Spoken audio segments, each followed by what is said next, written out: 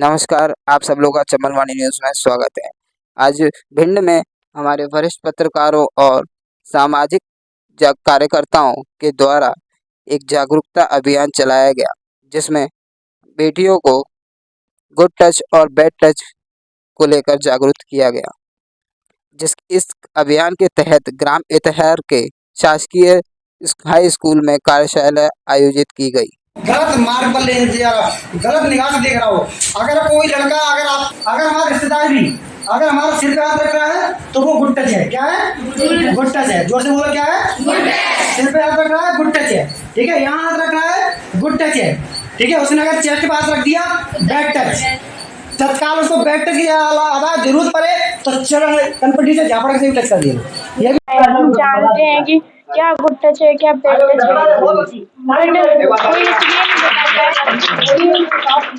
कि हम पता नहीं सही बता रहे या गलत बता रहे, लेकिन मैंने इसलिए बताया क्योंकि मुझे जितना पता है मैं उतना आपको बता रही हूँ। बहुत अच्छी बेटा। हमें बुरी नज़र से देखते हैं, जैसे लोग हमें बुरी नज़र से देख रहे हैं तो उनकी नज़र से हमें पता चल जाता है। गुड टच वो होता है जो हमारे माँ बाप भैया वगैरह सही तरीके से हमें देखते हैं। बहुत बढ़िया, बहुत बढ़िया। जैसे कि बैड टच वो होता है या फिर हमसे कोई गलत बोल रहा है या कुछ गलत कह रहा है या कुछ गलत बोलने की कोशिश कर रहा है या आपसे कुछ गलत मांग रहा है। बस बहुत बढ़िया।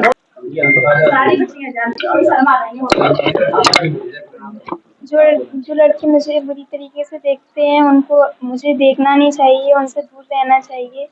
और मतलब कोई लड़के होते हैं जैसे कि मतलब वो ऐसे देखते हैं बुरी तरीके से, तो हमको उनको साइड नहीं देना चाहिए। जो सामने से आते हैं उनको मुझे देखना नहीं चाहिए, वो देखते रहें। जब हम खुद लाइन देंगे तभी तो वो देंगे। इसी बहुत बढ़िया। अगर कोई भी लड़का हमें बुरी निगाह से देखता है तो हमें उसकी तरफ देखना नहीं चाहिए। बस यही बात है। और गुड टच जैसे कोई भी अपने जैसे पापा है, मम्मी है, भैया है, वो अपने मतलब गुड टच से देखते हैं। और अगर कोई भी बाहर का लड़का अपने बैड टच की मतलब बुरी निगाह से देखता है तो हमें उसको देखना नहीं चाहिए।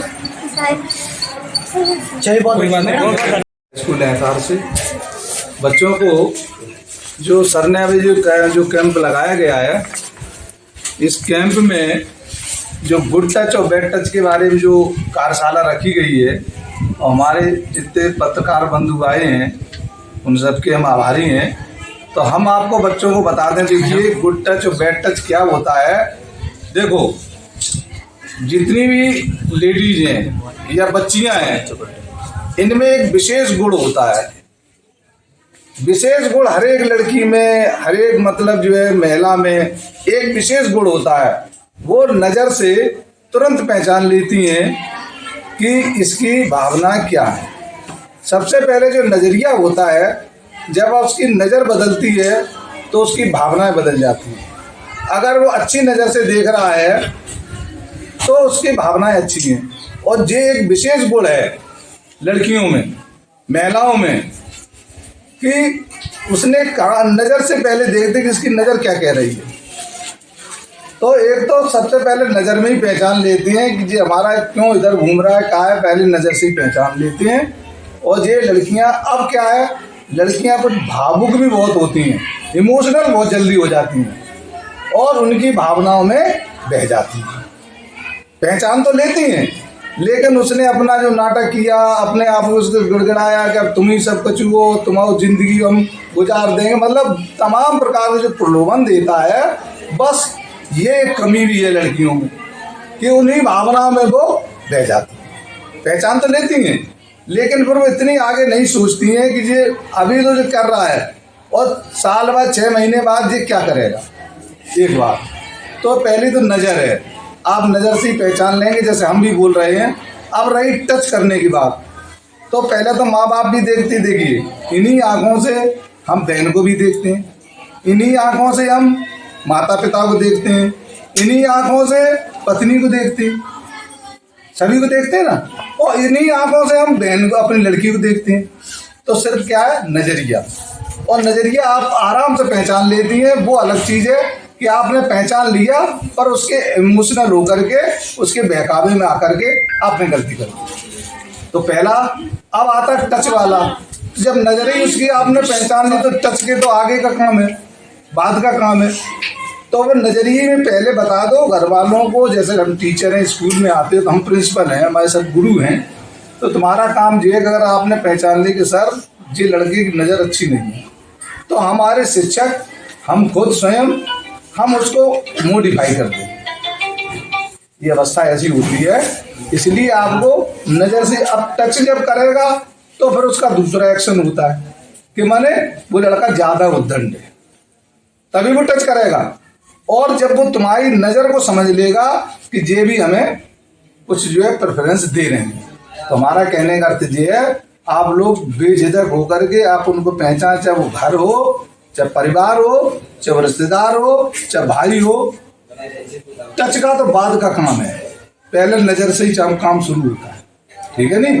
तो आपको जैसी नज़र गलत लगे या कोई शिक्षक आपको गलत तरीके से नज़र भी पहचान लो और फिर उसके बाद वो टच करता है, तो जो तुम्हें मालूम है कि कौन कौन अंगों को नहीं टच करना चाहिए, ठीक है नहीं।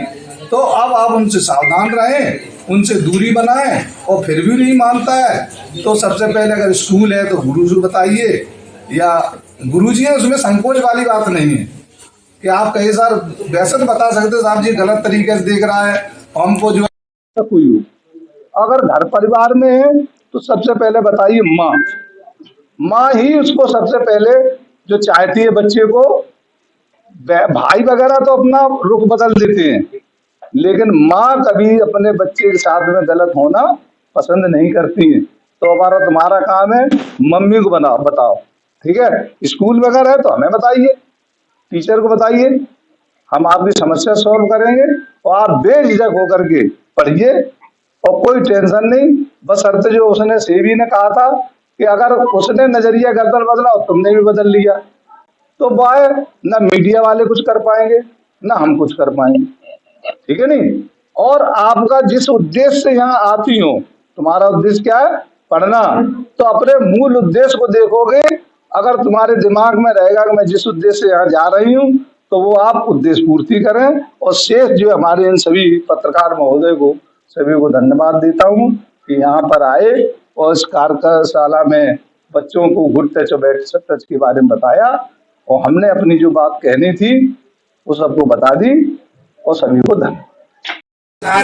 श्रीनिवास सैनी जी को बहुत ही प्रणाम करता हूं और ये धन्यवाद देता हूं कि उन्होंने अनुमति दी हम लोगों को ये कार्यशाला करने की और बोलने की और सहयोग किया। और हमारे शिक्षकगण आदरणीय OPS नरवरिया जी, विनोद सिंह राजपूत जी और हमारे विनोद बघेल जी और राम सेवक शुक्ला जी, कमलेश कुमार साहब जी, हमारे गुरु जी जिन्होंने हमें पढ़ाया भी है, चतुर्वेदी मैम और यादव सर, सभी का बहुत धन्यवाद। सबने सहयोग किया। दूसरा, आप लोगों को काफी समय देना पड़ा हम लोगों को, तो उसके लिए आपका भी धन्यवाद। पीछे और ये आज क्यों आना पड़ा, हमारे पत्रकार साथियों ने एक बात रखी थी। यहाँ पर उपस्थित हैं हमारे पंकज त्रिपाठी जी, भारत सिंह जी, जितेंद्र सिंह जी, अरविंद शर्मा जी, कुल्ली भदौरिया जी।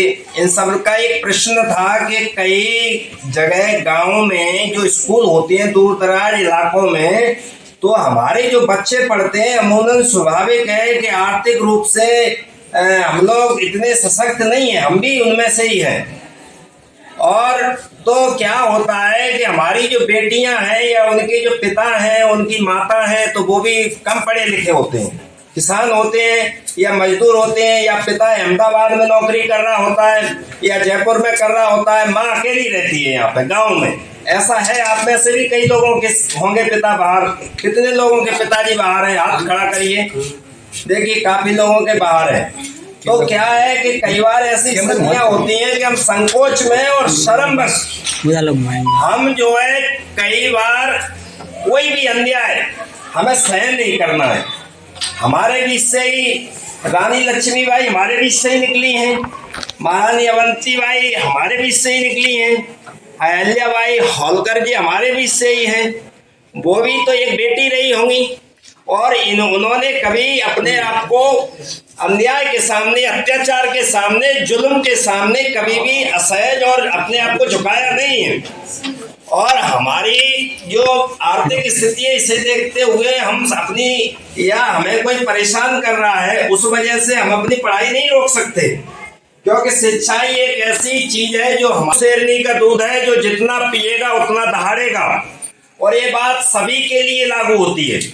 तो हमें ये समझ लेना चाहिए कि हमें जो है अब हमारी जो माँ रह के आई, हमारी माँ ने नहीं पढ़ाई की, तो हमारी माँ चार दीवारी के अंदर रही, तो मैं नहीं चाहता कि मेरी बेटी, मैं आपके चेहरे में अपनी बेटी देखता हूँ, और मैं नहीं चाहता कि मेरी बेटी उसी बंधुआ मजदूर की तरह अपना जीवन गुजारे और उसी अशिक्षा में वो अपना जीवन जिए। और काफी ऐसी चीजें होती हैं कि हमारी बेटियों के साथ स्कूल के, मैं ये नहीं कह रहा ये स्कूल तो जहां हम खड़े हैं बहुत अच्छा स्कूल है, इसका रिजल्ट भी बहुत अच्छा है, लेकिन कई जगह के शिक्षकों ने भी अत्याचार किया है। आए दिन ऐसी स्थितियां हैं, कई जगह शिक्षक शराब पी के आ जाते हैं। तो ये चीजें आपको बतानी है, अपने पिता को बतानी है, माँ को बतानी है, हम लोगों को बतानी है। और अभी जैसा कहा है कि हमारे पत्रकार साथी भी एक मोबाइल नंबर देंगे, तो उस पर बतानी है। और हम ये चुप नहीं रह सकते, हमारे साथ कोई टीचर भी गलत हो सकता है, हमारे परिवार का सदस्य भी गलत हो सकता है, हमारे पड़ोसी भी गलत हो सकता है, क्योंकि आज ये पहचानना बड़ा मुश्किल हो गया है कि कौन सी गली में कौन से इंसान के अंदर जानवर बैठा हुआ है। और ये सच्चाई है समाज की,